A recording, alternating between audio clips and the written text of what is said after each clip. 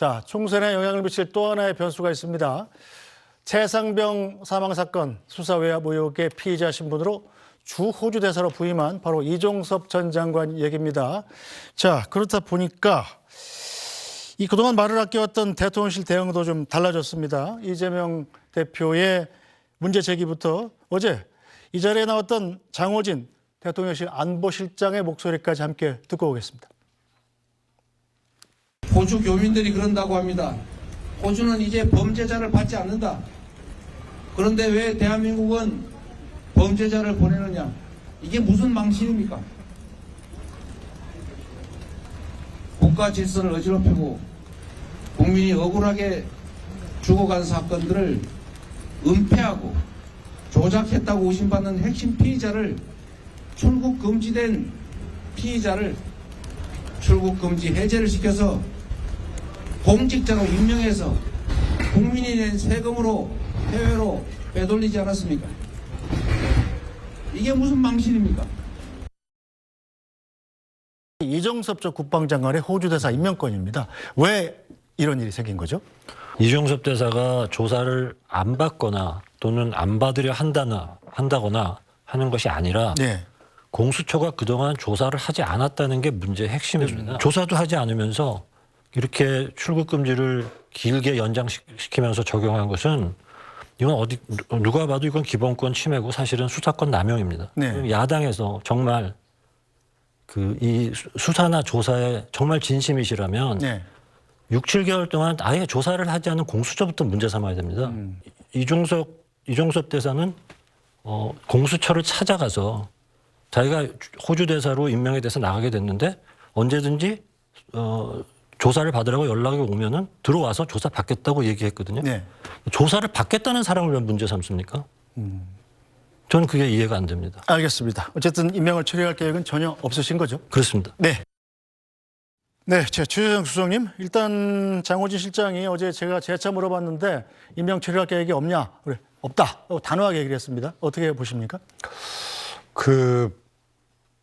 임명을 했는데 인사권자가 취소를 하게 되면 네. 저거는 문제점을 인식하고 교정한다는 건데 우선 윤 대통령 입장에서는 이제 그렇게 할 정도면 임명도 안 하죠. 네. 그래서 저거는 작정하고 한 거거든요. 저는 저게 이제 소위 말해서 방탄 기획 임명이라고 봐요. 그래서 저게 모르고 출국 금지 사실도 모르고 말이 안 되거든요. 그거는 인사검증 과정에서 당연히 알게 돼 있는 거고. 네. 그래서 저거는 인사권자 내지는 하여튼 이 권력 고위층에 의해서 기획 임명을 한 거기 때문에 당연히 저걸 임명 철회를 하고 네. 원점으로 돌릴 가능성은 저는 제로라고 봅니다. 네, 진수희 장관께서는 어떻게 보시나요?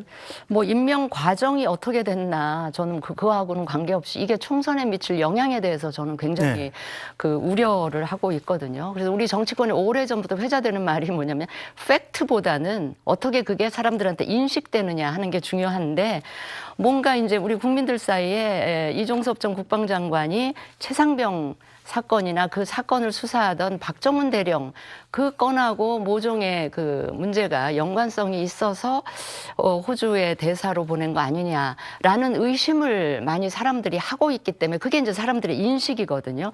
그러다 보니 지금 국민의힘 쪽에서 가장 우려하는 부담이 되는 선거 프레임이 정권 심판론인데 네. 저게 정권 심판론에 불을 확 당기는 이런 게 되지 않을까 그런 생각 때문에 부담을 느끼는 것 같고요. 네. 이 당 차원에서는 후보 공천이 잘못됐다거나 이러면 당 차원에서 그거 취소할 수도 있고 철회할 수도 있는데 이게 네. 대통령 인사권에 관한 문제다 보니까 당의 비대위 쪽에서 상당히 부담을 느끼는 것 같은데 아무튼 저는 지금 저도 4년 전에 수도권에서 뛰면서 최명진 의원 네. 발언 있잖아요. 그거 터졌을 때 제가 정말 노심초사 선거운동 하기도 싫고 막 선거 끝났구나 하는 생각을 했던 그때 비춰보면 지금 서울이나 수도권에서 뛰는 후보들 막 정말 속이 타들어가지 않을까 싶어서 지금 우려를 하고 있습니다. 네, 이건 역시 대통령이 정말 말씀하신 대로 인사권에 해당하는 부분이기 때문에 이 대통령실이 어떤 결정을 내릴지 좀 지켜보도록 하겠습니다.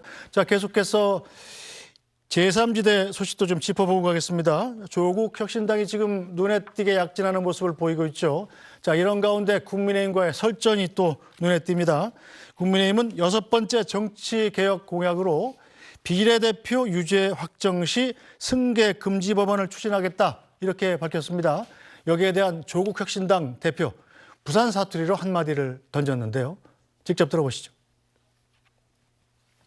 비례 정당에서 유죄 확정된 경우에 그 다음 승계를 금지하는 법안을 저희가 공약으로서 추진하겠습니다. 왜냐하면 지금 모 비례 정당 같은 경우는 주로 범죄 혐의로 재판 확정을 남긴 사람을 줄줄이 사탕으로 서 있잖아요. 조국이 확정되면 황운하가 받고 황운하가 확정되면 그 다음이 받고 이런 유한이에요. 그런 식의 이 정당 운영이 비례제도가 악용되고 있기 때문에 그 점에 대해서 그걸 막는 법률안을 이게 사실 또 대표님을 겨냥한 거 아니냐 이런 해석도 있습니다. 비례대표는 의원 개인 것이 아니라 정당 것입니다. 그래서 국민의힘에서 발의하겠다는 그 법안은 위원으로 통과 가능성이 제로입니다. 아하. 저희 생각으로는 네. 조국 혁신당에 대한 국민들의 지지도가 높아지니까 이 위축된 한동훈 대표와 국민의힘이 예민하고 불안해진 모양인데요. 네. 제가 표준어로 하면 어감이 살지 않을 것 같아서 제가 부산 사투리로 한마디 하겠습니다. 사투리로요? 그래도 되겠습니까? 예, 하세요. 예. 너희들 쫄았지? 아유, 예. 자, 너희들 쫄았제. 최재성 수석님 어떻게 들으셨습니까? 일단 자신을 향해서 비례대표 유죄 확정 시 승계 금지 법안을 한동훈 위원장이 내놓으니까 여기에 대한 답으로 내놓은 건데. 뭐 우리 국회의원 해봤지만요. 네. 그때 반사적인 입법 있잖아요. 네. 이런 게 꼭 좋지가 않습니다. 사회적으로 큰 사건이 일어났을 때, 연예인 뭐 병역 문제가 있을 때 뭐 어쩌고. 네. 이런 게 결국은 촘촘하지 못하고 또 법 원리에 어긋나는 경우들이 꽤 있기 때문에 한동훈 비대위원장도 저 제도에 대해서 충분히 파악하지 못하고 있는 것 같아요. 조국 장관은 비례는 개인의 직이 아니고 정당의 것이다라고 했는데 맞는 그 말씀인데 말이 맞는 것 같습니다. 예. 지역구의 경우에도요. 잘못하면 보궐선거를 하거든요. 네. 그다음에 그게 1년 미만 나오면은 뭐 보궐선거 안 네. 하고 그런 규정들이 다 있어요. 특히 비례는 당연히 이제 승계하는 거죠. 그래서 비례 제도의 취지와 이런 것들을 잘 이해를 못하고 조국 신당용, 조국용 발언을 한 거예요. 네. 그래서 보통 저런 이제 반사적인 입법이나 입법 계획 이런 것들은 조금 좋은 방식은 아닙니다. 그래서 한동훈 비대위원장 이제 특유의 스타일이 나온 건데요. 네. 저거는 이제 이해 불충분 내지는 조국에 대해서 너무 과민한 그런 반응이 황당한 어떤 입법 주장까지 나오게 된 경우고요.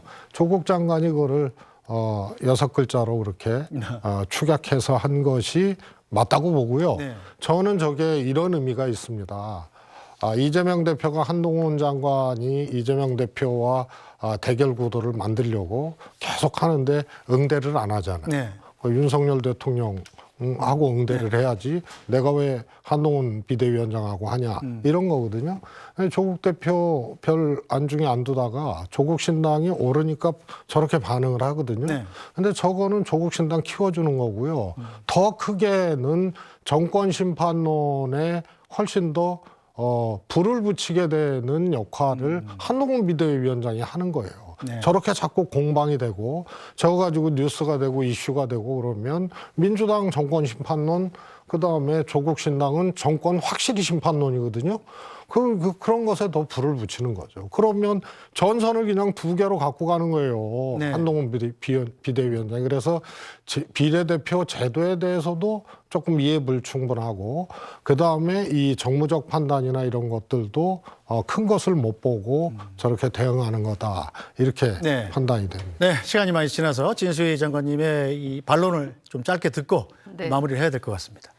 글쎄요, 뭐 저는 국민 정서에는 맞는 법안이 아닌가 싶고요. 얼마 전에 왜 네. 정의당에서 그런 일이 있었죠. 네. 정의당에서 꼼수로 반씩하자 뭐 그런 네네 얘기도 뭐 있었죠. 하여튼 예, 아니 이현식. 반씩이 아니고 그 대표하던 누구시죠? 예. 대법원 확정 판결 전에 사퇴했죠. 전에 사퇴하고 그걸 누가 승계하게 예. 했던 그런 이제 꼼수도 있었기 때문에 저는 국민 정서에는 맞는 법이 아닌가 싶고요. 한 가지 최수석한테 동의하는 거는 한동훈 비대위원장이 굳이 조국 신당 대표 상대 안 하셔도 될 것 같습니다. 왜냐하면 조국 혁신당이 떠도 그 비례의석은 민주당 비례의석을 가져가는 거기 때문에 네. 굳이 그 조국 대표를 상대하지 않고 그냥 가던 길 가시면 좋겠다 하는 말씀을 드립니다. 알겠습니다. 오늘 정치여담 여기서 모두 마무리하겠습니다. 진수희 전 보건복지부 장관, 최재성 전 청와대 정무수석, 윤춘호 SBS 논설위원과 함께했습니다. 세 분 수고하셨습니다. 네, 뉴스브리핑은 잠시 뒤에 돌아오겠습니다.